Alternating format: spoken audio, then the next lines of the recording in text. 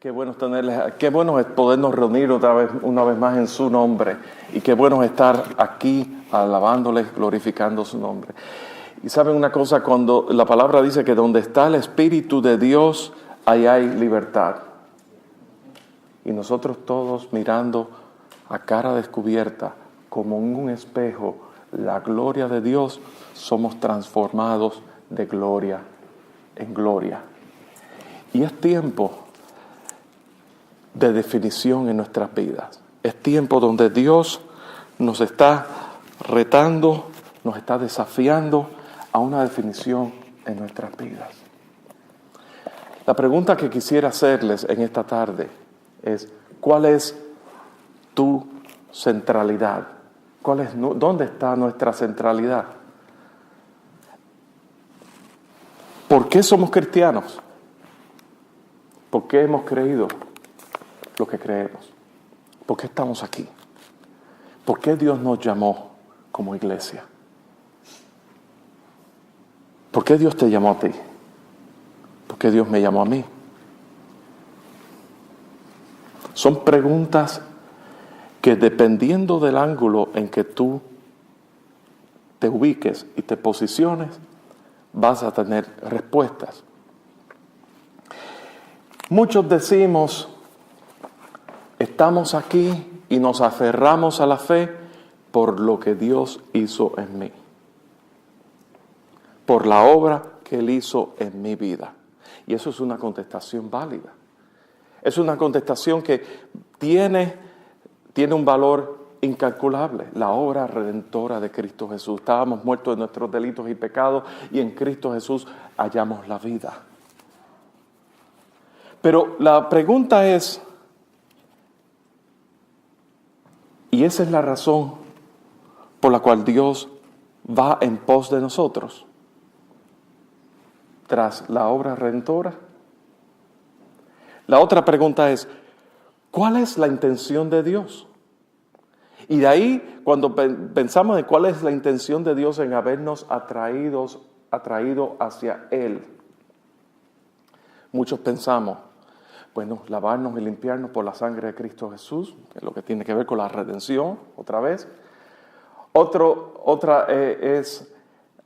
tipo de pregunta, otras dirán, bueno, en Génesis capítulo 2, Dios creó al hombre a su imagen y semejanza y lo puso en el huerto del Edén y para que reinase. Y hay quienes dicen, otros dicen, bueno, otra parte, la intención de Dios parte desde el punto de vista de Dios como creador. Génesis 1:1. En el principio creó Dios los cielos y la tierra estaba desordenada y vacía. ¿Cuál es nuestra centralidad? ¿Y saben una cosa? Cuando nosotros pensamos en todos esos detalles,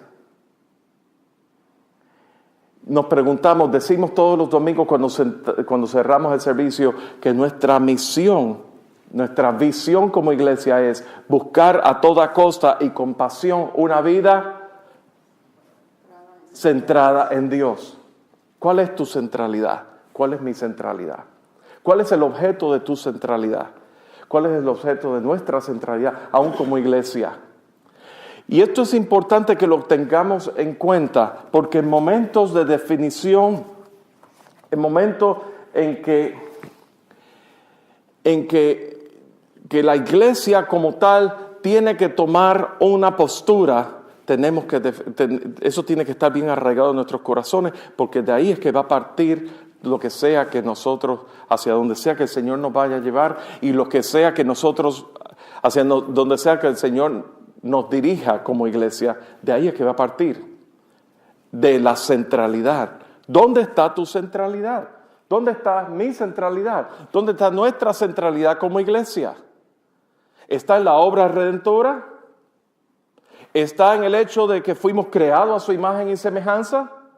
Y que fuimos creados, incluso se nos dio la potestad, ¿verdad? Se le dio al hombre la potestad para reinar aún en el huerto del Edén. Está creado en el Dios como creador, o aún hay más.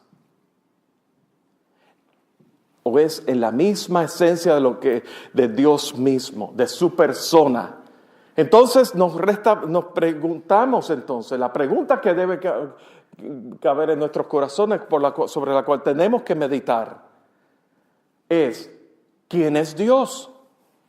¿Quién es Dios? ¿Cuál es el objeto de nuestra centralidad? Es Dios mismo. Entonces, ¿quién es Dios? ¿Realmente conocemos a Dios? ¿Realmente conocemos a Dios? ¿O podemos decir que Dios, en su persona, en su carácter, en todos sus atributos, Él es el centro de mi vida? ¿Lo podemos decir? ¿Podemos aprender acerca de Dios? ¿Podemos tener algunas vislumbres de experiencias acerca de Dios? Pero realmente podemos conocer a Dios. Y la realidad es esta: estamos todos aquí porque Dios va en pos de ti y de mí. Es solamente por su gracia y solamente por su misericordia. El Dios es un Dios que es grande. El Salmo dice, grande es Jehová y digno de ser en gran manera alabado. Y dice, ¿en dónde? En la ciudad de nuestro Dios, en su monte santo, en los lugares altos. Grande, nuestro Dios es grande. Cantábamos, mi Dios es grande, mi Dios es fuerte, mi Dios es poderoso. Nuestro Dios es glorioso. Es un Dios lleno de gloria. Y su gloria, Él desea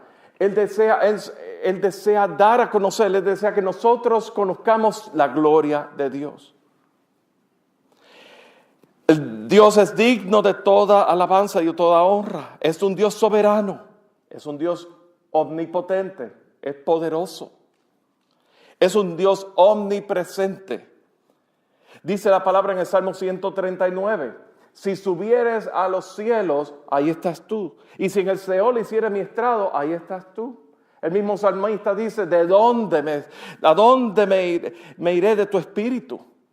Es la realidad de que Dios es un Dios omnipresente. Él está en todo lugar. Él tiene la capacidad de estar en todo lugar. Es un Dios omnisciente. Todo lo conoce. En ese mismo Salmo 139, el salmista dice, pues aún no está la palabra en mi lengua, he aquí tú la sabes todas. Tú me has examinado y tú me has conocido. Y tú has entendido aún desde lejos todos mis pensamientos. Desde lejos todos mis pensamientos. Ese es el Dios de quien reclamamos que Él es nuestra centralidad. Cuya vida está centrada en Él. Y Él es un Dios eterno.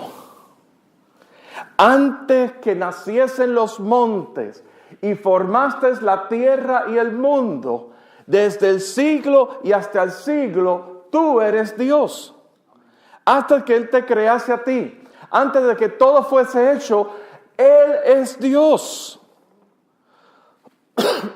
Entonces, cuando pensamos en nuestro punto de partida, en nuestra centralidad, como decíamos, nuestro punto de partida, muchos partimos desde el punto de vista de la obra redentora, de la caída y de esa gracia y de esa justicia imputada al Hijo por nuestro pecado y por consiguiente esa justificación imputada a nosotros por causa de la obra que hizo Jesús. Y muchos de nosotros partimos de ese punto de vista, desde ese momento. Otros partimos desde la creación del hombre, desde la intención del hombre en el huerto del Edén. Otros partimos desde la creación de Dios. Pero cuando vemos que Dios, antes que naciesen los montes y las tierras y el mundo, antes que Dios te crease, Él es Dios. Él es Dios. Me habla a mí de una eternidad. De una eternidad de que Él es el eterno presente. Cuando Cuando Moisés estaba en el árbol, ¿verdad? Se le apareció en el árbol de la zarza. Y Jehová le habló a Moisés y le dijo, yo soy el que soy. Yo soy el existente en mí mismo. Yo soy el eterno presente. Yo soy en mí encierra el pasado, el presente y el futuro, porque Él es. Ese es Dios. Ese es el Dios en cuya vida decimos que está centrada. ¿Cuál es tu centralidad? ¿Cuál es la intención de Dios? Yo quisiera en esta tarde que me acompañasen, por favor, y vamos a ir a la epístola a los Romanos. Vamos a ver varios pasajes. En Romanos capítulo 11, versículo 33 al 36, nos dice el apóstol Pablo, remontándose en esa realidad de un Dios que es eterno, un Dios que es omnisciente, un Dios que es omnipotente, un Dios que es glorioso, un Dios que es grande, un Dios que es digno, pero Él es el Dios eterno. Y él remontándose en esa realidad, versículo 33 dice, oh profundidad de las riquezas, de la sabiduría y de la ciencia de Dios, cuán insondables son sus juicios e inescrutables sus caminos. Porque ¿quién entendió la mente del Señor? ¿O quién fue su consejero? ¿O quién le dio a él primero para que le fuese recompensado? Y aquí el versículo clave. Porque de Él, y por Él, y para Él, son todas las cosas.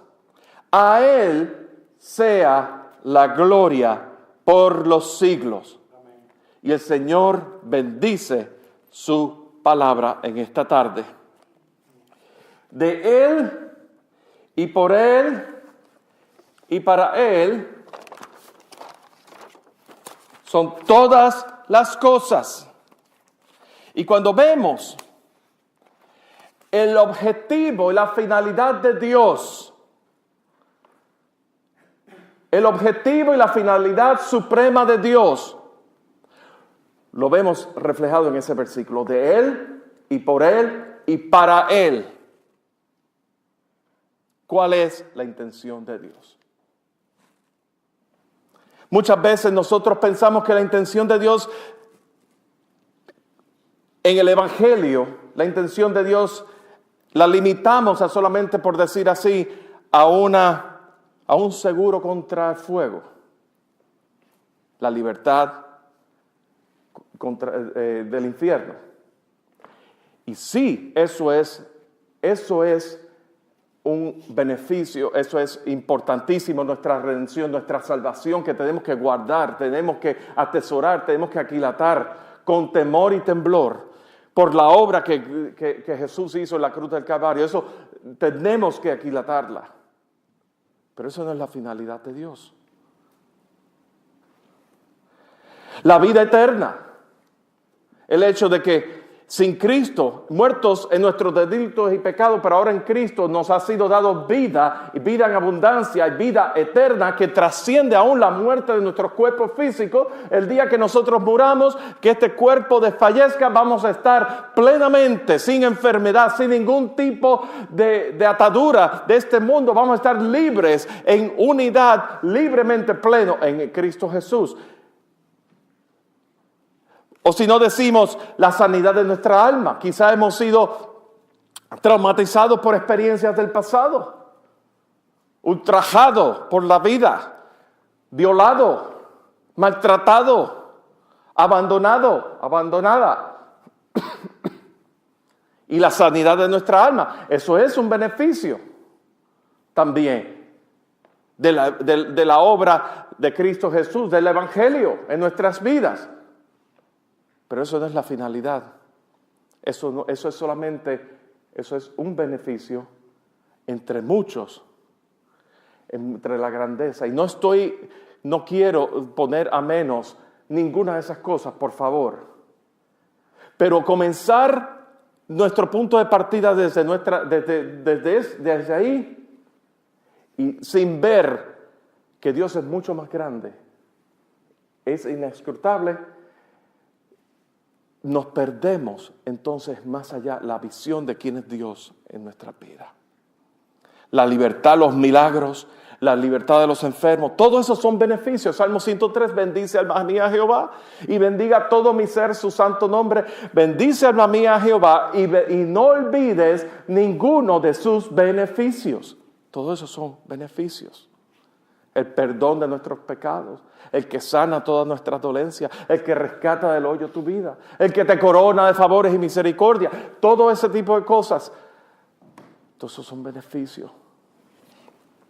Pero ¿cuál es la finalidad del Evangelio? Si yo, por ejemplo, tengo una pelea con mi esposa, la cual no la he tenido, pero si yo he tenido una pelea con mi esposa y mi esposa y yo tenemos una discusión y tenemos unas diferencias y llega un tiempo que hay un aislamiento entre ambos. Hay un momento dado en que tiene que haber una comunicación y tiene que haber un llegar a términos del uno con el otro. ¿Por qué? ¿Por qué cuando se llega a esos términos, cuando nosotros podemos tratar con la diferencia y podemos tratar con el asunto, muchas veces el problema en sí no se resuelve, pero podemos tratar con el asunto y resulta que hay alegría, hay gozo conyugal, estoy hablando. Hay ese tipo de cosas de ese abrazo, ese beso y lo demás, pues lo dejamos para después, ¿verdad? Pero eso tiene que ver, porque hubo una separación emocional, hubo una discusión, una separación que trajo distancia, un distanciamiento, y ahora hay una reconciliación. ¿Qué es lo que me está reconciliando? Se está reconciliando mi relación con mi esposa. ¿Cuál es la finalidad del Evangelio? La finalidad del Evangelio no se limita a la libertad contra el infierno, ni se limita a la sanidad de nuestra alma, ni todas esas cosas. Todo eso ocurre por defecto. Pero la finalidad del Evangelio es que estábamos separados por el pecado y el pecado nos separaba de Dios, por lo tanto había una relación rota con nuestra relación con Dios y ahora a través de Cristo Jesús estamos reconciliados con Dios. Hemos sido reconciliados con Dios a través de Cristo Jesús. Pero aún así, esa reconciliación, ¿hacia dónde nos lleva? Nos lleva a la finalidad de Dios. De Él, y lo vimos en Romanos capítulo 11, versículo 36. De Él, por Él y para Él. ¿Cuál es el llamamiento supremo a nuestras vidas? Es hacia Él. Es a Él. Dios, en su voluntad soberana, Él creó en los cielos y la tierra para Él. Él creó al hombre a su imagen y semejanza, porque Dios está centrado en su gloria. Y cuando el hombre, Él no creó al hombre a su imagen y semejanza para que sea Dios. Él creó al hombre a su imagen y semejanza para que el hombre reflejara la imagen de Dios que es gloriosa, de un Dios que es glorioso, para que Dios Él se deleitara en su misma gloria y como su creación y como el hombre le da gloria y honra a aquel que es todo glorioso y aquel que es todo majestuoso, aquel que es digno de todo loor, aquel que es el único y sabio Dios, al Rey de los siglos, al sin igual, al invisible. A Él sea toda la gloria y honra. Y por eso es que Dios te creó a ti y me creó a mí. Y Dios te creó a ti y a mí en su plan desde la eternidad y hasta la eternidad. Él tenía en su corazón. Él es Dios centrado en su gloria. Él es no solamente... Él no solamente está centrado en su gloria, Él es suficiente en Él mismo. Él no te necesita ni a ti ni a mí. Él es suficiente en Él. Él es existente en Él mismo y suficiente en Él mismo. Así de grande es nuestro Dios. Y en su gracia y en su misericordia nos hace partícipes de todo lo que Él tiene. Todo lo que tiene por causa de su nombre.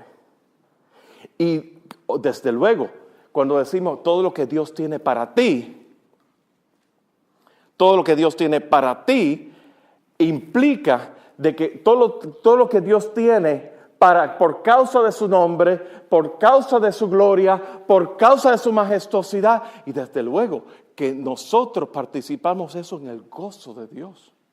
Hay un gozo inescrutable. Nos sentimos honrados. Es una honra muy especial, es un privilegio muy grande el poder servir a un Dios que es glorioso. Y esa es la visión de la iglesia. Por eso es que Pablo decía, oh profundidad de las riquezas de la sabiduría, de la ciencia de Dios, cuán insondables son sus juicios e inescrutables sus caminos. Isaías 58 dice que sus caminos no son nuestros caminos, ni sus pensamientos nuestros pensamientos. Él es. ¿Y cuál es la invitación que Dios nos hace? Dios nos hace una invitación a que nosotros nos remontemos a donde Él está, buscándolo a Él, no desde el punto de vista solamente como el Dios redentor, aunque Él es redentor, aunque somos participantes de su redención, aunque la redención es necesaria, pero que no nos quedemos ahí, sino que ni nos quedemos con el haber sido formados a su imagen y ya, sino nos remontemos en la eternidad que es de Dios. Si vemos en Eclesiastés, rapidito, Eclesiastés capítulo 3, versículo 11. Dice que todo lo hizo hermoso en su tiempo y ha puesto eternidad en el corazón de ellos, sin que alcance el hombre a entender la obra que ha hecho Dios desde el principio hasta el fin. Eclesiastés 3:11. Todo lo hizo hermoso en su tiempo y ha puesto eternidad en el corazón de ellos, sin que alcance el hombre a entender la obra que ha hecho Dios desde el principio hasta el fin. Consideremos esto. Cuando nosotros nos remontamos en ese carácter eterno de Dios y nos identificamos y basamos nuestra centralidad en la eternidad de Dios, podemos ver cómo Dios ve y entiende las cosas. Nosotros, en este mundo, aquí donde vivimos, somos tipo A. Yo no sé ustedes, yo soy tipo A. Yo quiero las cosas ayer. Yo quiero que las cosas se lleven a cabo ayer. Y muchas veces las cosas no se llevan a cabo ayer porque hay elementos usualmente fuera de mi control según mi razonamiento, ¿verdad? Fuera de mi control, que elementos exteriores a los cuales yo no tengo nada que ver, porque claro, yo soy perfecto. Claro, yo soy una persona que yo soy perfecto, yo nunca me equivoco, ¿verdad? Sí, ajá. Entonces, en mi razonamiento, elementos externos que no tienen nada que ver conmigo, no permiten que se lleven las cosas como yo las tenía planificadas ayer. ¿Y saben lo que pasa? Eso causa frustraciones. Vamos a vivir frustrados toda nuestra vida. Vamos a estar continuamente, las cosas no están pasando, entonces tiramos la toalla y abandonamos. Pero Dios es un Dios eterno. ¿Qué le costó al pueblo de Israel llegar a la tierra prometida?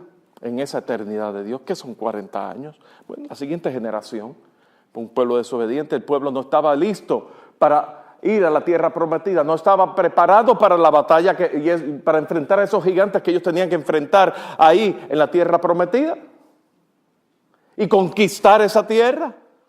No estaba preparado. ¿Y qué le costó? 40 años en el desierto. ¿Y qué tuvo que aprender en el desierto? Dependencia de Dios. ¿Qué tuvo que aprender? Que Dios es aquel que proveyó el maná del cielo.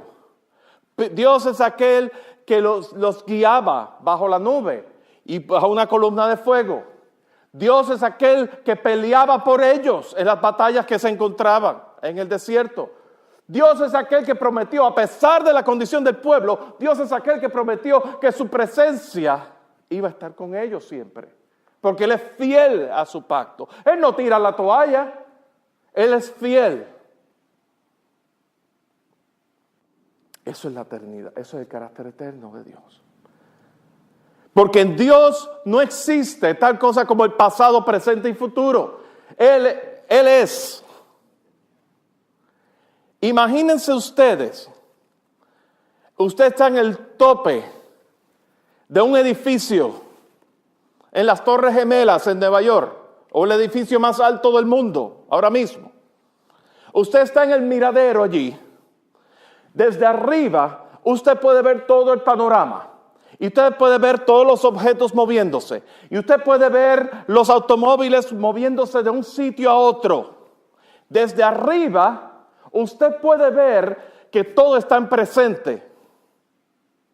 Usted puede ver que aún los objetos y los automóviles que se mueven de una avenida o de una calle a otra, usted lo está observando, se está posicionando arriba, todo está en presente. ¿Me doy a entender? Esto es un microcosmo de cómo Dios nos ve. Pero si usted está abajo, usted ve que si usted está en la ciudad de Nueva York y usted ve los edificios, usted está desde abajo, usted ve que esos edificios son abrumadores, se le quieren caer arriba. Y no solamente eso, usted ve desde abajo los automóviles moviéndose, por allá viene, por allá no ha venido todavía, o sea, va a venir, está viniendo y ya se fue, ya pasó. Futuro, porque todavía no ha venido, va a venir, viene, está aquí, esto es presente, y ya se fue, ya pasó. Se fue el tren, pasó el autobús, pasaron los carros. Pero Dios ve las cosas desde otra perspectiva. Nos tenemos que posicionar y tenemos que centrarnos en la eternidad de Dios.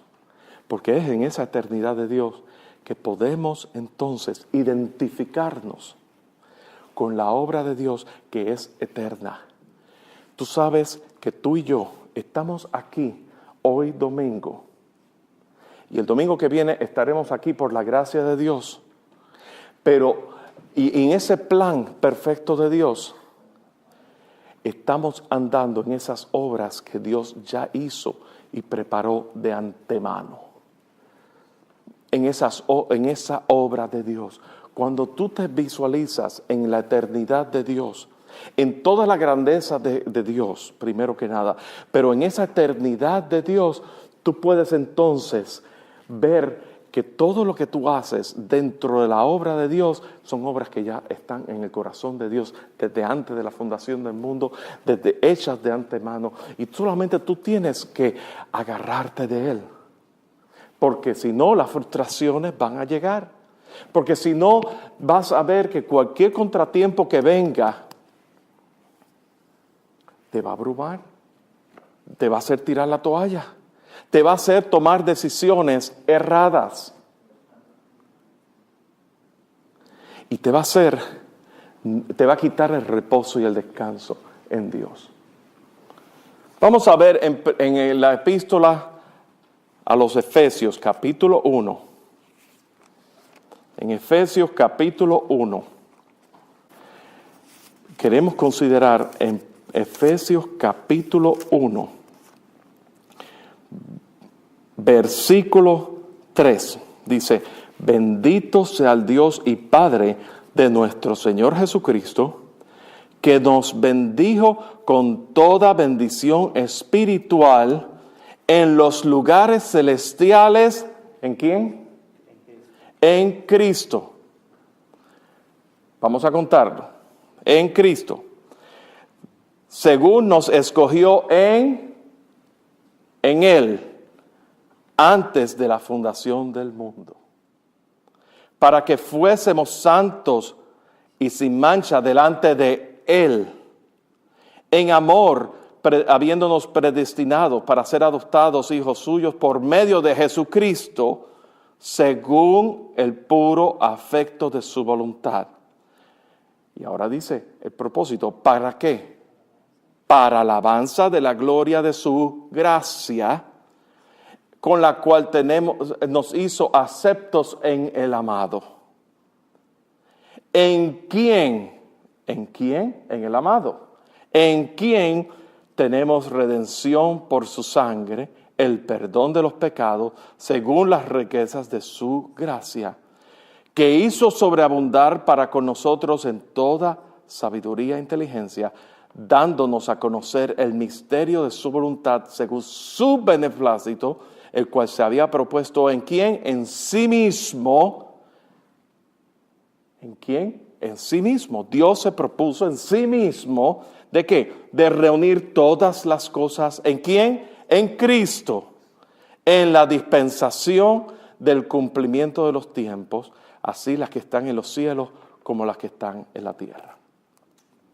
Y vemos aquí que este pasaje, la centralidad y el común denominador, y mientras estaba leyendo, lo leí, referencias en Cristo, en Él, por medio de sí mismo, es todo a través de Cristo. ¿Por qué? Porque Jesús, todo hombre, pero Jesús, todo Dios, era el único que podía llevar a cabo esa obra. Pero dice que nos escogió en Cristo, o sea, no nos escogió a ti y a mí individualmente, no, nos escogió en Cristo Jesús, por medio de Cristo Jesús. En significa, es una preposición que significa dentro. Vamos a llevarlo, y esto es profundo, pero vamos a llevarlo aún más. Cuando tú estás dentro de Cristo y Cristo está dentro de ti, tú eres acepto, encontrado, hallado justo delante de Dios. Pero dice, desde antes de la fundación del mundo. La pregunta que nos debemos hacer es, ¿fue la intención de Dios que el hombre cayera? De ninguna manera. Pero sí fue la intención de Dios de que todas las cosas fueran reunidas en Cristo Jesús. ¿Cómo lo vemos? Antes de la caída en el huerto del Edén, lo vemos en el árbol de la vida. Si el hombre hubiera tomado del árbol de la vida, hubiera recibido el espíritu vivificante del árbol de la vida. Pero hasta ese momento el hombre tenía ese libre albedrío de escoger Y una vez el hombre pecó y tomó del árbol de la ciencia del bien y del mal y cayó en pecado, el hombre perdió esa habilidad de poder escoger. Porque todo, desde ese momento, desde Génesis 3, todo cae bajo el pecado. En Cristo Jesús, tú y yo somos aceptos en el amado. En Cristo Jesús, todas las cosas fueron reunidas en la dispensación de los tiempos, ¿verdad? Pero dice el propósito, para alabanza de la gloria de su gracia. Para Él fuimos creados. Para que Él sea manifiesto, para que Él sea glorificado. Y lo vamos a ver aún más. Vamos a brincar aquí y vamos a ver que en versículo 22 de Efesios capítulo 1 dice que sometió todas las cosas bajo sus pies, los pies de Cristo, y lo dio por cabeza sobre todas las cosas, ¿a quién? A la iglesia, la cual es su cuerpo, la plenitud de aquel que todo lo llena en todo. Quiere decir que en Cristo Jesús, Dios sometió todas las cosas. Él estableció su reino en Cristo Jesús y lo sometió todas las cosas bajo sus pies y lo dio por cabeza a la iglesia. Ese somos tú y yo, porque en Cristo Jesús hemos sido bautizados en el cuerpo de Cristo. Ahí donde está la unidad entre Dios, entre el Padre y su iglesia, entre Cristo y su iglesia, en Cristo Jesús, siendo la cabeza, nosotros, asidos de la cabeza de Cristo Jesús, recibimos directamente en esa unidad con Dios y por lo tanto somos participantes de esa eternidad de Dios, de esa obra eterna que Dios está llevando a cabo. Y por lo tanto, sobre todo principado y sobre toda potestad, a la iglesia. A la iglesia. Y cuando digo la iglesia es con letra mayúscula. La iglesia, el grupo de creyentes lavados y limpiados por la sangre de Cristo Jesús. La iglesia, de esa iglesia donde se reúnen distintas localidades, entre ellas comunión de vida, la iglesia de Dios, donde hay dos o más reunidos en su nombre, ahí Él está. Y en esta tarde hemos hablado de la centralidad, buscar a toda costa y con pasión una vida centrada en Dios. Esa centralidad que parte del punto de vista de Dios mismo, porque el Evangelio nos lleva a Dios, a esa relación, a esa reconciliación con esa relación con Dios. Y por lo tanto podemos identificarnos con la eternidad de Dios y podemos ver las cosas que ocurren dentro de la iglesia como meras cosas pasajeras, porque en la eternidad de Dios Él es. Y tú no vas a tirar la toalla al Señor, ni vas a tirar la toalla en la obra de Dios, porque Dios te ha puesto y nos ha unido en Él mismo, en Cristo Jesús, para que andemos en esa obra que Él hizo de antemano. Pero quiero que sepas que es solamente a través de Cristo Jesús y solamente por medio de Él que tú has sido escogido. En Cristo Jesús a Él le plujo, a Dios, al Padre le plujo reunir todas las cosas en Cristo Jesús, para que por medio de Él, tú y yo seamos participantes y gocemos de esa unidad de ser uno. En Hebreos dice, me preparaste cuerpo. Y Dios está haciéndose de un cuerpo. La pregunta es, y ya aquí concluyendo, ¿verdad? La pregunta que nos tenemos que hacer es, ¿cómo te ves tú? ¿Cómo te ves tú dentro de ese plan de Dios? Porque cuando yo pienso en la eternidad de Dios, así a mí eso, hay momentos que como pastor les confieso que me siento que las cosas, me siento desfalleciendo. Pero esta palabra a mí me levanta, a mí me reafirma de que la obra de Dios es real. y que la iglesia del Dios viviente ha sido instituida por Dios mismo para su gloria, y que la iglesia no es un buffet, no es como cuando tú vas a Golden Corral, que si te gustan los champiñones, agarras un poco de champiñones y un poco de filet mignon y un poquito del corte de esta carne, y si te gusta el pollo. La iglesia no es un buffet para rendir cuenta del servicio nuestro. La iglesia es un cuerpo de piedras vivas, un cuerpo de personas, todos pecadores, redimidos por la sangre de Cristo Jesús, imperfectos, pero que estamos siendo perfeccionados en Cristo Jesús, donde comenzando por mí y desde por mí hasta todos ustedes, y desde el mayor hasta el más pequeño, todos estamos siendo perfeccionados en Cristo Jesús. Y la iglesia eso es lo que Dios está levantando, un cuerpo de piedras vivas para Él, no para mí, no para ti, no para el servicio de lo que tú quieras, lo que tú quisieras hacer, y las comparaciones de lo que se hacía antes y de que si te sientes bien, si no te sientes bien. No, Dios no te trajo para que tú te sientas bien. Dios te trajo para Él, para que tú le sirvas a un Dios que es vivo, un Dios que es eterno, un Dios que es real. Y ahí es donde va a estar el compromiso. Y ahí es donde tú vas a poder abrazar la visión de Dios, de que tu vida sea con pasión centrada en Dios. Ahí es donde va a estar tu centralidad. Las frustraciones, lo vimos hace unos meses cuando dimos el libro de Nehemías. Nehemías, ¿cuántas veces se sintió frustrado? Cantidad. ¿Cuántas veces vimos las pruebas?